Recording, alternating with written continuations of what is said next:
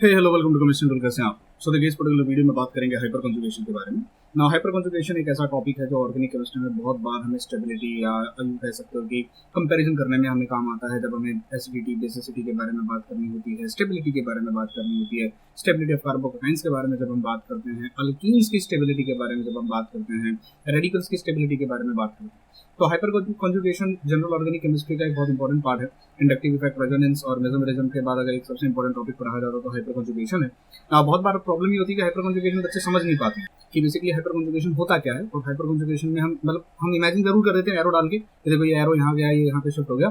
तो सबसे पहले समझने की कोशिश करते हैं कि हाइपर कंजुगेशन होता क्या है। सी हाइपर कंजुगेशन ना तीन चीजें दिखा सकती हैं। आपके पास एक कार्बोकटायन अगर आपके पास हो, कार्बोकटायन भी हाइपर कंजुगेशन दिखा सकता है।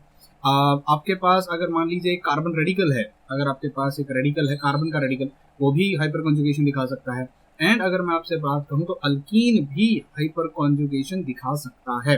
तो हाइपर कंजुगेशन ये तीन चीजों में होता है। तो बेसिकली हाइपर कंजुगेशन को आप समझ लो तो यहाँ पे आपको दो चीजें समझनी पड़ेंगी। एक आपको समझना पड़ेगा sigma bond, you should know something about sigma bond, और एक आपको पता होना चाहिए पाई बॉन्ड के बारे में, क्योंकि हाइपर कंजुगेशन बेसिकली जो होता है ना वो सिग्मा बॉन्ड और पाई बॉन्ड के बीच का जुगलबंदी होता है। Sigma bond, pi bond, sigma bond, pi bond. तो एक काम करते हैं, एक सिंपल एग्जांपल को लेने की कोशिश करते हैं और कार्बोकटायन से या अल्कीन से समझने की कोशिश करते हैं कि हाइपर कंजुगेशन क्या होता है। देखिए, इमेजिन कीजिए कि मान लीजिए मेरे पास यहाँ पे इस तरीके से अल्कीन है। मैं उम्मीद करता हूँ आपको हाइब्रिडाइजेशन ऑल दो स्टफ आता होगा।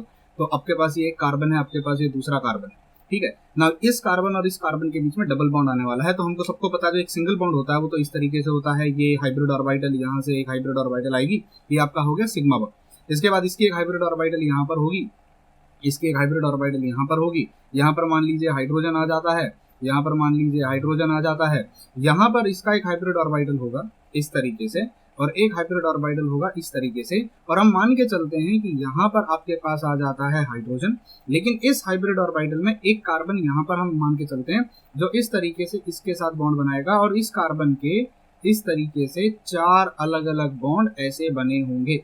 ये चार अलग अलग बॉन्ड हैं। यहाँ पर एक हाइड्रोजन प्रेजेंट है, यहाँ पर एक हाइड्रोजन प्रेजेंट है, यहाँ पर एक हाइड्रोजन प्रेजेंट है।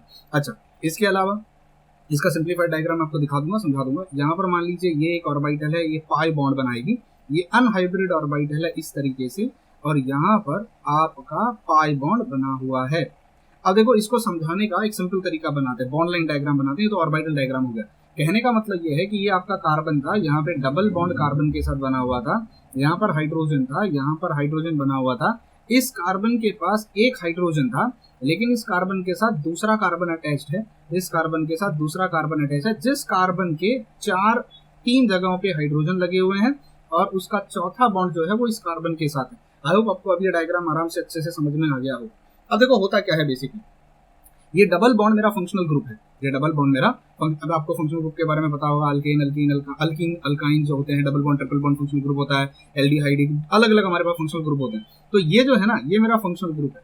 इस फंक्शनल ग्रुप के साथ लगा हुआ जो पहला कार्बन होगा, ये कार्बन, इसको हम अल्फा कार्बन कहते हैं। क्या कहते हैं? Alpha carbon. अब इस कार्बन के साथ भी अगर कोई कार्बन लग जाता तो उसको भी अल्फा कार्बन कहा जाता है। मैं सारी चीजें बाद में डिटेल में आपको समझाता हूँ। इस कार्बन के साथ लगा हुआ जो कार्बन होगा वो भी अल्फा कार्बन कहलाएगा। ये एक अल्फा कार्बन है। इस अल्फा कार्बन के साथ लगे हुए जो हाइड्रोजन होंगे उनको हम अल्फा हाइड्रोजन कहते हैं। क्या कहते हैं उनको हम अल्फा हाइड्रोजन कहते हैं। तो ऐसे मेरे पास तीन अल्फा हाइड्रोजन हैं फिलहाल यहाँ पे। Can you see this? इसको हम अल्फा हाइड्रोजन नहीं कहेंगे क्योंकि वो डायरेक्ट फंक्शनल ग्रुप के कार्बन के साथ अटैच्ड है। अब देखो प्रॉब्लम कहां से स्टार्ट होती है, समझने की कोशिश करना। इस कार्बन का एक अनहाइब्रिड ऑर्बिटल है जिसमें इलेक्ट्रॉन्स प्रेजेंट हैं, और इस कार्बन का एक अनहाइब्रिड ऑर्बिटल है जिसमें इलेक्ट्रॉन प्रेजेंट है, और पाई बॉन्ड ऊपर भी बना है, पाई बॉन्ड नीचे भी बना है। सो बेसिकली होता क्या है, यहाँ पे कार्बन की एक टेंडेंसी होती है, ध्यान से सुनना बहुत अच्छे से। ये कार्बन का एक इलेक्ट्रॉन है, दिस इज कार्बन का एक इलेक्ट्रॉन, जिसको हम sp3 हाइब्रिड इलेक्ट्रॉन कहते हैं। ये sp3 हाइब्रिड ऑर्बिटल है। ये कार्बन की अगर आप ऑर्बिटल की बात करो तो ये आपकी अनहाइब्रिड ऑर्बिटल होती है। ये ऑर्बिटल्स की अगर मैं बात करूं तो यहाँ पर इन्वॉल्व है, देखो मैं इनको यहाँ पे इस तरीके से ड्रॉ कर रहा हूँ। ये कार्बन की हाइब्रिड ऑर्बिटल्स होती हैं, ये कार्बन की हाइब्रिड। मैं थोड़ा सा बॉन्डिंग के डिटेल में जा रहा हूँ, मैं चाहूँ तो डायरेक्ट ऑर्गेनिक मॉलिक्यूल से स्टार्ट कर सकता हूँ, but I really want people कि आपको ये जरा ना थोड़ा फील हो कि आप जब सिग्मा पाई की बात करते हो कौन सा हाइब्रिड और कार्बन इन्वॉल्व है, कौन सा नहीं इन्वॉल्व है। ये अनहाइब्रिड ऑर्बिटल है, और यहाँ पर अगर आप इस ऑर्बिटल की बात करो तो ये sp2 हाइब्रिड ऑर्बिटल इन्वॉल्व होती है। कहने का मतलब ये है कि जो डबल बॉन्ड का कार्बन होता है ये भी sp2 हाइब्रिड होता है, ये कार्बन भी sp2 हाइब्रिड होता है, और यहाँ पर ये वाला जो कार्बन आप देख रहे हो ये sp3 हाइब्रिड कार्बन है। अब से प्रॉब्लम कहाँ से स्टार्ट होती है, यहाँ पर मेरे पास हाइड्रोजन का एक ऑर्बिटल आया होगा, यहाँ पर हाइड्रोजन का न्यूक्लियस होगा। सी यहाँ पर ना दो इलेक्ट्रॉन्स हैं, एक इलेक्ट्रॉन इस कार्बन का है, एक इलेक्ट्रॉन इस हाइड्रोजन का है। मतलब मैं ऐसे ड्रॉ कर सकता हूँ कि ये अल्फा हाइड्रोजन के पास एक इलेक्ट्रॉन इस कार्बन का है और एक इलेक्ट्रॉन यहाँ हाइड्रोजन का है। एक सिंगल बॉन्ड का मतलब दो इलेक्ट्रॉन होता है, मैं उम्मीद करता हूँ आपको ये पता होगा। यहाँ पर डबल बॉन्ड बना हुआ है जिसमें से एक इलेक्ट्रॉन इस कार्बन का, एक इलेक्ट्रॉन इस कार्बन का, एक इलेक्ट्रॉन इस कार्बन का, एक इलेक्ट्रॉन इस कार्बन का, वो डबल बॉन्ड है। सी हम लोगों ने बहुत बेसिक्स में पढ़ा हुआ है, जो आपका सिग्मा बॉन्ड होता है ना, वो सिग्मा बॉन्ड काफी स्ट्रांग होता है और वो कभी मूव नहीं करता, कभी टूटता नहीं है जल्दी। लेकिन आपका जो पाई बॉन्ड होता है ना, पाई बॉन्ड आपका, वो पाई बॉन्ड बड़ा वीक बॉन्ड होता है जो आसानी से टूट जाता है, इट्स अ वीक बॉन्ड। और जो सिग्मा बॉन्ड होता है ना, वो सिग्मा बॉन्ड बड़ा ही स्ट्रांग बॉन्ड होता है। तो यहाँ पर एक फिनोमिनॉन नोटिस किया जाता है या एक फिनोमिनॉन ऑब्जर्व किया जाता है, और उस फिनोमिनॉन में होता क्या है, ये वाला कार्बन जो होगा यहाँ पे अपने इस इलेक्ट्रॉन को और हाइड्रोजन के इलेक्ट्रॉन को, यानी यहाँ पर ये दोनों इलेक्ट्रॉन जो होंगे वो यहाँ शिफ्ट हो जाते हैं। यहाँ शिफ्ट होने का मतलब हाइड्रोजन का इलेक्ट्रॉन यहाँ से निकलेगा, हाइड्रोजन का इलेक्ट्रॉन यहाँ से निकलेगा और वो चला जाएगा इस कार्बन के पास। आप ऐसे इमेजिन कर सकते हो कि ये वाला इलेक्ट्रॉन यहाँ से शिफ्ट होगा, मैं ग्रीन कलर से बनाता हूँ, ये वाला इलेक्ट्रॉन शिफ्ट होके कार्बन के पास चला जाएगा और ये वाला इलेक्ट्रॉन यहाँ पर चला जाएगा, और दो जो बॉन्ड यहाँ बन रहे थे अब वो बॉन्ड कार्बन और कार्बन के बीच में बन जाएगा। मतलब ये जो दो इलेक्ट्रॉन थे, ये इलेक्ट्रॉन यहाँ से शिफ्ट होके यहाँ जाएगा, ये इलेक्ट्रॉन यहाँ चला जाएगा, और जो मॉलिक्यूल आपको अब नजर आएगा वो क्या हो जाएगा, कार्बन, यहाँ पर हो जाएगा डबल बॉन्ड कार्बन, यहाँ पर हो जाएगा हाइड्रोजन, यहाँ पर हो जाएगा हाइड्रोजन। इस कार्बन का जो हाइड्रोजन था जिसने बॉन्ड बनाया हुआ था उसके ऊपर आ जाएगा पॉजिटिव चार्ज, यहाँ हो गया डबल बॉन्ड कार्बन, यहाँ हो गया हाइड्रोजन, यहाँ हो गया हाइड्रोजन और यहाँ हो गया हाइड्रोजन। अब बोलोगे सर इस पे पॉजिटिव चार्ज क्यों आया, क्योंकि भैया इसका एक इलेक्ट्रॉन था, इसके पास एक इलेक्ट्रॉन था, वो इलेक्ट्रॉन कार्बन ने उसे छीन के दे दिया इस कार्बन को और यहाँ खुद के इलेक्ट्रॉन में वहां डबल बॉन्ड बना लिया। उम्मीद करता हूँ आपको ये लॉजिक समझ में आ रहा होगा। तो यहाँ बन गया है डबल बॉन्ड, यहाँ अब पर कार्बन की तो सर 5 वैलेंसी कैसे हो सकती है, तो आपका डायग्राम गलत है। हाँ, तो जब ये वाला कार्बन इस हाइड्रोजन के और इस अपने इलेक्ट्रॉन को यहाँ से माइग्रेट करवा के यहाँ लेके आता है, उसी समय ये वाला कार्बन अपने इस इलेक्ट्रॉन का दान दे देता है इस कार्बन को। देखो भाई, at the end of the day आपको एक चीज याद रखनी होगी, कार्बन के पास अपने 4 इलेक्ट्रॉन होने चाहिए और कार्बन 4 से ज्यादा बॉन्ड नहीं बनाना चाहिए। ये ऑर्गेनिक केमिस्ट्री का फंडामेंटल रूल है। अब यहाँ पर सेम फिनोमिनन होता है। अगर इस कार्बन को अगर आप ध्यान से देखो, इस कार्बन का एक इलेक्ट्रॉन यहाँ पर है, एक इलेक्ट्रॉन यहाँ पर है, 2 इलेक्ट्रॉन हो गए और 2 इलेक्ट्रॉन यहाँ पर है। अगर ये वाला कार्बन इसके हाइड्रोजन के इलेक्ट्रॉन को मुझे दान में लाके देगा और हाइड्रोजन के साथ बॉन्ड, ऐसे समझ लो कार्बन के हाइड्रोजन का झगड़ा हो गया, कार्बन कहता है मैं तेरे से बॉन्ड नहीं बनाऊंगा, तेरा इलेक्ट्रॉन छीन के मैं कार्बन को दे दूंगा और वहां डबल बॉन्ड बना लूंगा। लेकिन ये कार्बन खुदगर्ज इंसान है, कहता है मैं 5 इलेक्ट्रॉन लेके क्या करूंगा, मेरी वैलेंसी सिर्फ 4 इलेक्ट्रॉन की है आउटर शेल में, तुम 5वां इलेक्ट्रॉन हाइड्रोजन का जबरदस्ती मुझे लाके दोगे। तो अगर तुम मुझे ये वाला इलेक्ट्रॉन लाके दोगे तो मैं अपने एक इलेक्ट्रॉन का दान इस कार्बन को कर दूंगा। तो यहाँ से ये बॉन्ड टूट जाता है और यहाँ पर कार्बन के पास, इस कार्बन के पास एक्स्ट्रा इलेक्ट्रॉन आ जाता है। सो देखो, अब अगर मैं इलेक्ट्रॉनिक डायग्राम भी यहाँ तुमको बना के दिखाऊं, आप इलेक्ट्रॉनिक डायग्राम भी इस तरीके से देख सकते हो कि अब मैं सिंप्लीफाई करके दिखा रहा हूँ। कार्बन था, डबल बॉन्ड कार्बन था, यहाँ पर बॉन्ड हाइड्रोजन था, यहाँ पर बॉन्ड हाइड्रोजन था। थोड़ा सा और सिंप्लीफाई करते हैं, मैं पहले समझाना चाहता हूँ, बाद में मैं फटाफट ऑर्गेनिक डायग्राम बनाऊंगा। यहाँ पर मेरे पास कार्बन था, यहाँ हाइड्रोजन था, यहाँ हाइड्रोजन था, यहाँ हाइड्रोजन था और यहाँ हाइड्रोजन था। हर एक कार्बन के इलेक्ट्रॉन्स को चेकआउट करो। इसका 1 इलेक्ट्रॉन, 2 इलेक्ट्रॉन, 3 इलेक्ट्रॉन, 4 इलेक्ट्रॉन। इस कार्बन का 1, 2, 3, 4। इस इलेक्ट्रॉन कार्बन का 1, 2, 3, 4। देखो सब कार्बन के 4 इलेक्ट्रॉन हो गए। अब अगर ये वाला कार्बन यहाँ से इस हाइड्रोजन के 1 इलेक्ट्रॉन को यहाँ पर इस कार्बन को देता है, और या मैं यूं कहूं, देखो एरो बनाने का तरीका बताता हूँ। अगर एरो बॉन्ड के बीच में से यहाँ दिखाई जाती है, एरो अगर बॉन्ड के बीच में से यहाँ दिखाई जाती है, मतलब ये जो डबल बॉन्ड यहाँ, ये बॉन्ड जो यहाँ बना हुआ था और जो 2 इलेक्ट्रॉन यहाँ इन्वॉल्व थे, वो बॉन्ड शिफ्ट होके यहाँ चला गया है। मतलब इस एटम का इलेक्ट्रॉन अब उस एटम के पास माइग्रेट हो चुका है और बॉन्ड यहाँ बन चुका है। उम्मीद करता हूँ आपको ये फंडा समझ में आया। तो मुझे बताओ क्या डायग्राम दिखाई देगा। अब मेरा कार्बन यहाँ होगा, इसका एक हाइड्रोजन यहाँ पर है, एक हाइड्रोजन यहाँ पर है, ये हाइड्रोजन के पास अब कुछ नहीं बचा क्योंकि उसका इलेक्ट्रॉन छीन लिया गया है, तो उस पर पॉजिटिव चार्ज आ जाएगा। यहाँ पर आ गया है डबल बॉन्ड इस कार्बन के साथ, यहाँ आ गया है हाइड्रोजन। अब अगर आप नोटिस करो तो इस कार्बन के पास देखो 1 इलेक्ट्रॉन, 2 इलेक्ट्रॉन, 3 इलेक्ट्रॉन, 4 इलेक्ट्रॉन, इसके 4 इलेक्ट्रॉन यहाँ पर हैं। इसने डबल बॉन्ड बनाया हुआ था इस कार्बन के साथ, बॉन्ड हाइड्रोजन, बॉन्ड यहाँ पर हाइड्रोजन, 1 2 3 4 5 6, ये देखो ये सब। अब इस कार्बन का काउंट करो तो 2 2 4 5 हो गए, जबकि वैलेंस में कितने होने चाहिए, वैलेंस में सिर्फ 4 होने चाहिए। तो ये अपने 1 इलेक्ट्रॉन का दान कर देगा इस कार्बन के पास। भाई मुझे ज्यादा नहीं चाहिए, तुम एक काम करो, तुम अपने पास रख लो। अब मुझे एक बात बताओ, tell me one thing honestly, कौन सा इलेक्ट्रॉन का दान करेगा? Which bond is easy to break? अगर ये इलेक्ट्रॉन यहाँ का इस कार्बन के पास आ रहा है, ये इलेक्ट्रॉन यहाँ माइग्रेट हो गए, यहाँ डबल बॉन्ड बनेगा, तो क्या सिग्मा बॉन्ड का दान कर देगा कि पाई बॉन्ड का दान करेगा? पाई बॉन्ड का दान करेगा। ये अपने पाई बॉन्ड को, जो अनहाइब्रिड इलेक्ट्रॉन का पाई बॉन्ड था, इस कार्बन को कहेगा देखो मेरे पास हाइड्रोजन का इलेक्ट्रॉन चल के आ रहा है, तो मेरे इस इलेक्ट्रॉन को अपने पास रख लो। तो एक काम करेगा, यहाँ से बॉन्ड माइग्रेट होकर यहाँ चला जाएगा, यानी बॉन्ड ये टूट जाएगा और यहाँ पर एक एक्स्ट्रा इलेक्ट्रॉन आ जाएगा जो कार्बन का था उसके पास। डोंट यू फील, इस कार्बन पे नेगेटिव चार्ज आ जाएगा, इस हाइड्रोजन पे पॉजिटिव। तो मॉलिक्यूल एज अ होल अभी भी न्यूट्रल है। मॉलिक्यूल कहीं पे अगर नेगेटिव बना है तो कहीं पे पॉजिटिव भी बना है, लेकिन आपको नहीं लगता डबल बॉन्ड का पोजीशन शिफ्ट हो गया? जो डबल बॉन्ड यहाँ पर होना चाहिए था, यहाँ से बॉन्ड, ये इलेक्ट्रॉन यहाँ पर माइग्रेट हो गया। अब मैं इलेक्ट्रॉन की जगह बॉन्ड दिखा देता हूँ, ये यहाँ माइग्रेट हो गया, ये बॉन्ड यहाँ आ गया, यहाँ डबल बॉन्ड बन गया। ये दोनों इलेक्ट्रॉन अब इस कार्बन के पास चले गए, यहाँ पर नेगेटिव चार्ज आ जाएगा क्योंकि कार्बन के 4 इलेक्ट्रॉन थे, एक 5वां एक्स्ट्रा उसके पास आया है। इसके पास जो 5वां आया था तो उसने अपना इलेक्ट्रॉन इसको दान दे दिया। डोंट यू फील ये मॉलिक्यूल अभी आपको नहीं लगता इस स्ट्रक्चर और इस स्ट्रक्चर के बीच में आपस में, या तो ये अब इसके पास अगर नेगेटिव चार्ज आ गया तो ये क्या बोलेगा, मैं नहीं रखेगा नेगेटिव चार्ज, मैं 5 इलेक्ट्रॉन क्यों रखूं भाई? तो वो अपना इलेक्ट्रॉन वापस से इसमें बॉन्ड बनाने की कोशिश करेगा। जब ये कार्बन दोबारा इसको देने की कोशिश करेगा तो इस कार्बन को दोबारा अपने इलेक्ट्रॉन यहाँ लाने पड़ेंगे, ये फिर से। आपको नहीं लगता ये स्ट्रक्चर और ये स्ट्रक्चर आपस में लड़ाई चल रही है? लड़ाई किसकी किसकी चल रही है? इस कार्बन की और इस कार्बन की। ये कार्बन अगर हाइड्रोजन से इलेक्ट्रॉन लेता है तो इस इलेक्ट्रॉन को यहाँ जाना पड़ेगा, फिर इस पे 5 इलेक्ट्रॉन हो जाते हैं, नेगेटिव बन जाता है। अगर वो वापस आता है तो ये यहाँ चला जाता है। So this phenomenon is called as hyperconjugation. इस फिनोमिनॉन को क्या कहते हैं? Hyperconjugation. अब जरा एक चीज को समझने की कोशिश करना, ये जो इलेक्ट्रॉन यहाँ से यहाँ माइग्रेट हो रहे हैं, या मैं यूं कह सकता हूँ बॉन्ड, ये पूरा का पूरा बॉन्ड यहाँ से माइग्रेट होकर वहां चला गया। ये जो बॉन्ड था, ये कौन सा बॉन्ड था? ये सिग्मा बॉन्ड था। ये कौन सा बॉन्ड था? तो मैं डबल एरो की जगह अगर मैं यहाँ सिंगल एरो दिखाऊं तो मुझे लगता है ज्यादा बेटर होगा। अगर मैं यहाँ से सिंगल एरो यहाँ ऐसे इसको इरेज करके कहता हूँ, ये डबल बॉन्ड यहाँ शिफ्ट हो जाता है, सिंगल बॉन्ड, तो ये सिग्मा बॉन्ड अगर यहाँ शिफ्ट हो जाता है, आपको नहीं लगता पाई बॉन्ड यहाँ शिफ्ट हो जा रहा है? तो सिग्मा और पाई बॉन्ड की जुगलबंदी चलती है। अगर एक सिग्मा बॉन्ड अपनी जगह छोड़ के डबल बॉन्ड में कन्वर्ट होता है तो एक डबल बॉन्ड कन्वर्ट हो जाता है, वहां माइग्रेट हो जाता है। इस प्रकार ये डबल बॉन्ड और single bond.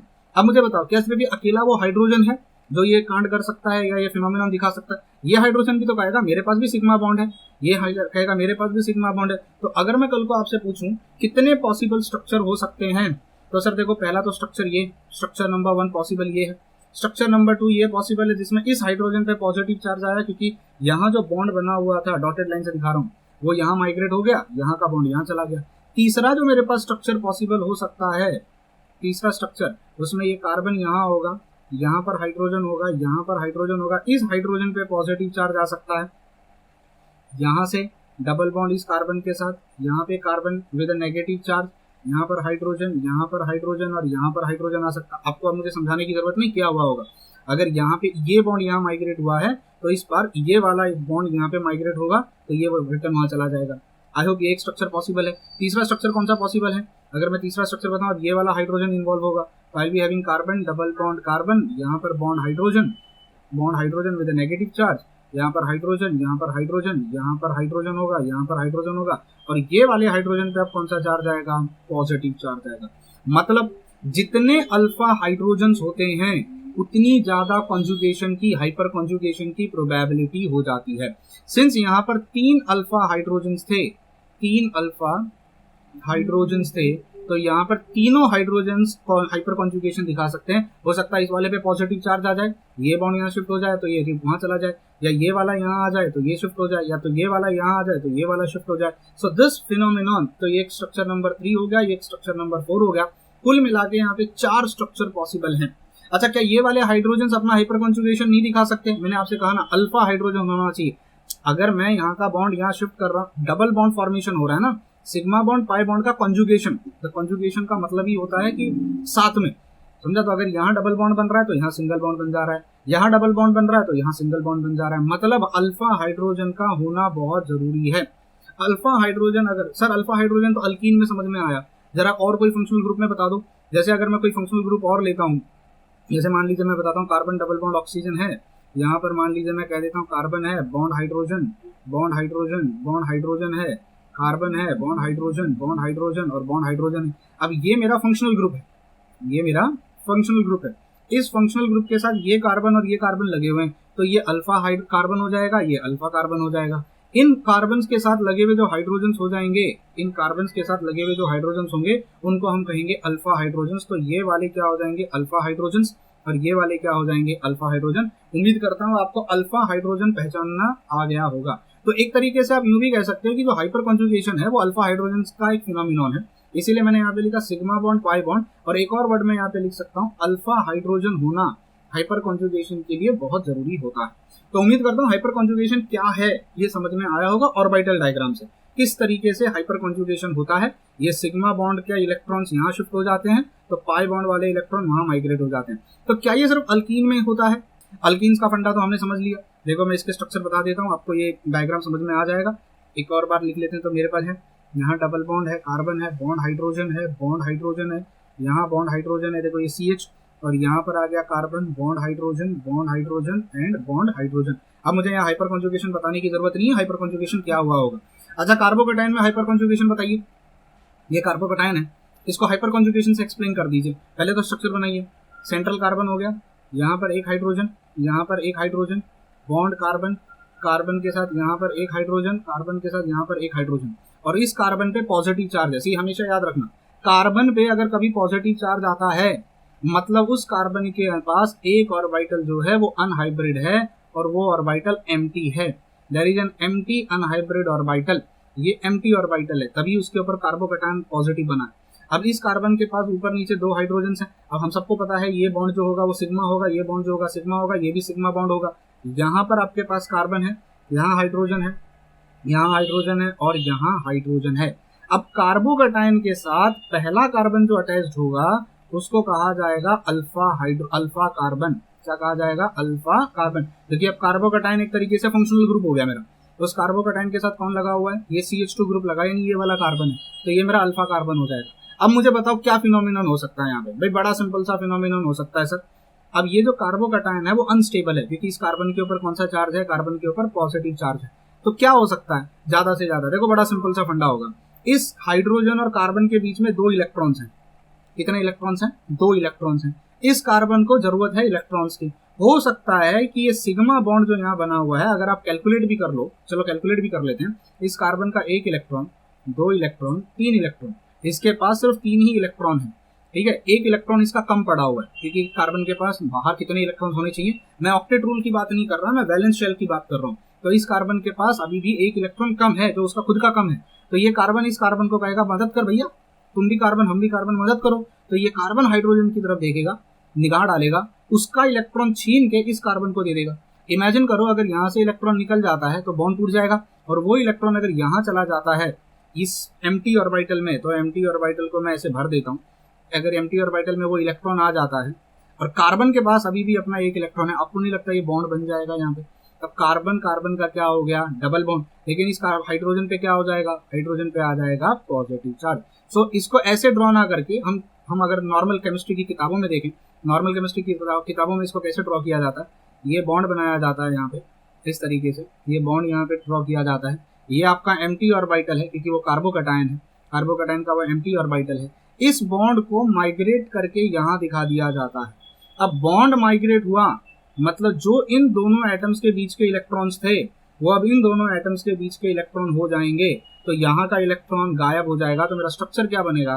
Carbon bond hydrogen, bond hydrogen, bond hydrogen, यहाँ पे बॉन्ड कार्बन, इस हाइड्रोजन पे positive charge, double bond carbon हो जाएगा, बॉन्ड हाइड्रोजन और यहाँ पे। तो क्या इसका पॉजिटिव चार्ज गायब नहीं हो जाएगा? ऑब्वियसली जब यहाँ का इलेक्ट्रॉन इसके पास आ रहा है तो पॉजिटिव चार्ज गायब हो गया।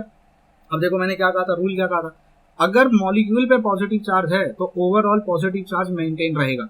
अगर मॉलिक्यूल न्यूट्रल था पर अगर कहीं नेगेटिव आ रहा था तो कहीं पॉजिटिव भी आ रहा था, मतलब एक्स्ट्रा चार्ज कहीं क्रिएट नहीं होता है।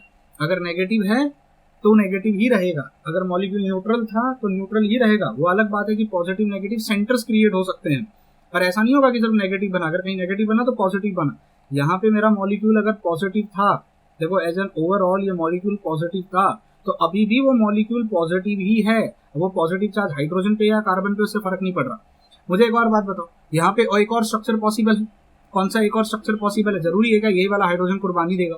ये वाला हाइड्रोजन अगर बॉन्ड यहाँ शिफ्ट हो जाता तो मेरा जो स्ट्रक्चर बनता वो इस तरीके से कार्बन बॉन्ड हाइड्रोजन होता है। यहाँ के हाइड्रोजन पे positive charge, double bond carbon, bond hydrogen, bond hydrogen, bond carbon, bond hydrogen, hydrogen, hydrogen, इस तरीके का स्ट्रक्चर बनता। तो आई होप आपको कार्बोकैटायन में किस तरीके से हाइपर कॉन्जुगेशन होता है ये समझ में आया होगा। अगला है रेडिकल्स में। सर रेडिकल्स को कैसे एक्सप्लेन करोगे? सी देखो, सबसे पहले तो आपको ये समझना पड़ेगा रेडिकल का मतलब क्या होता है। रेडिकल का मतलब होता है एक ऐसा कार्बन जिसके पास इलेक्ट्रॉन है पर वो बॉन्ड नहीं बनाया अभी तक कुछ न किसी से। मतलब जैसे ये वाले कार्बन की बात अगर करें, ये कार्बन ने 1 इलेक्ट्रॉन, 2 इलेक्ट्रॉन, 3 इलेक्ट्रॉन, चौथा इलेक्ट्रॉन है उसके पास। एक इलेक्ट्रॉन को शेयर कर लिया हाइड्रोजन के साथ, दूसरा शेयर कर लिया हाइड्रोजन के साथ, तीसरा शेयर कर लिया उसने कार्बन के साथ, चौथा इलेक्ट्रॉन है। मैं कार्बोकैटायन की तरह भिखारी नहीं हूँ, मेरे पास है इलेक्ट्रॉन, पर मैंने बॉन्ड नहीं बनाया किसी के साथ क्योंकि कोई मुझे मिला नहीं बॉन्ड बनाने के लिए। उसको हम रेडिकल कहते हैं। रेडिकल वो स्पीशीज होती है जिसके पास इलेक्ट्रॉन है बस बॉन्ड नहीं बनाया। कार्बोकैटायन उसे कहते हैं जो भिखारी होता है, जिसका इलेक्ट्रॉन कुछ छीन के या चुरा के लेके जा चुका होता है। तो यहाँ पे कार्बन है, यहाँ पे इस कार्बन के कितने इलेक्ट्रॉन होंगे? इस कार्बन के 4 इलेक्ट्रॉन होंगे। देखो अमीर आदमी है, 4 हाइड्रोजन के साथ बॉन्ड बना चुका है, ऐसे 2 हाइड्रोजन के साथ, और यहाँ बॉन्ड बना लिया कार्बन के साथ, ये हाइड्रोजन्स, ये हाइड्रोजन्स और ये हाइड्रोजन्स। अब बताओ रेडिकल को स्टेबलाइज कैसे करोगे? देखो भाई बड़ी सिंपल सी बात है, इस कार्बन को चौथा बॉन्ड बनाना है और वो ढूंढ रहा है बॉन्ड बनाने के लिए किसी को। ये कार्बन इस कार्बन को कहेगा अरे यार कार्बन, तू कार्बन बिरादरी का होते हुए भी मुझे खुश नहीं कर रहा है और हाइड्रोजन के साथ बॉन्ड बनाए बैठा हुआ है। देखो उधर उसके पास 1 इलेक्ट्रॉन है, तो एक काम करना, तेरे को कितना इलेक्ट्रॉन चाहिए? 8 इलेक्ट्रॉन चाहिए होता है। 4 तेरे और 4 तू बॉन्ड बनाता है, 1 इलेक्ट्रॉन मैं तेरे को देता हूँ, तू हाइड्रोजन को छोड़ दे। मेरी बिरादरी का है ना, तुझे वो लाइफ में भी बहुत बार देखा होगा, अरे तू तो मेरी कास्ट का है तो मेरे से करना, उसको छोड़ दे। यही होता है यहाँ पे भी, कार्बन कार्बन को इन्फ्लुएंस कर देता है। कार्बन बोलता है भाग हाइड्रोजन, मुझे तेरी जरूरत नहीं है, भाग जा उधर से, मैं बॉन्ड इसके साथ बना लूंगा। तो यहाँ कोई पॉजिटिव चार्ज या कोई नेगेटिव चार्ज नहीं डेवलप होता है क्योंकि इसके पास ऑलरेडी इलेक्ट्रॉन था। तो ये कार्बन उससे बॉन्ड बनाने की जगह बॉन्ड यहाँ बना लेता है, तो ये हाइड्रोजन पे रेडिकल बन जाता है। जरूरी है ये वाला हाइड्रोजन इन्वॉल्व होगा, होने को तो ये भी हो सकता था। तो मैं इसके 2 पॉसिबल स्ट्रक्चर्स आपको बना के दे देता हूँ यहाँ पे। एक तो हो सकता था स्ट्रक्चर ये हाइड्रोजन हाइड्रोजन हाइड्रोजन कार्बन, ये हाइड्रोजन जिसके ऊपर रेडिकल आ गया, ये इसको ऐसे बना देते हैं। रेडिकल होता है तो हम ऊपर ऐसे डॉट बनाते हैं, ठीक है।